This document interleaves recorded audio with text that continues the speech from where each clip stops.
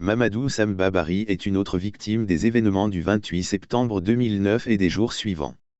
À la barre du tribunal criminel de Dixon, il a relaté les violences qu'il a subies au camp Koundara, aujourd'hui camp Makambo.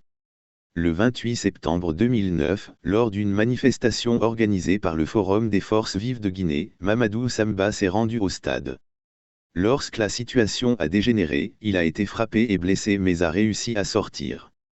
Inquiétant pour son neveu, Amadou Korkaba, Mamadou Samba et son grand frère ont entrepris de le rechercher dans plusieurs commissariats. Mais ils n'ont pas obtenu de nouvelles. Lorsqu'ils ont appelé son numéro, un militaire du camp Koundara a répondu. Celui-ci les a invités à se rendre au camp. Une fois sur place, les militaires les ont arrêtés, confisqué leurs biens et les ont soumis à la torture.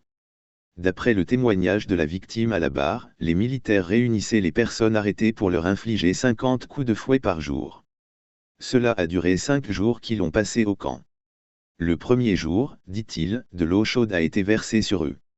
De plus, le sergent Paul Mansaguilavogui, leur ordonnait fréquemment de se mettre en position de sardine, c'est-à-dire les uns sur les autres.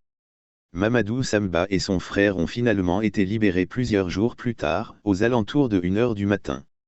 Malheureusement, son frère, Tahirou Bari, est décédé quelques mois après sa sortie de prison. Mamadou Samba soutient qu'en plus du sergent Paul, il y avait fréquemment le nom du nommé Temps et aîné parmi les tortionnaires.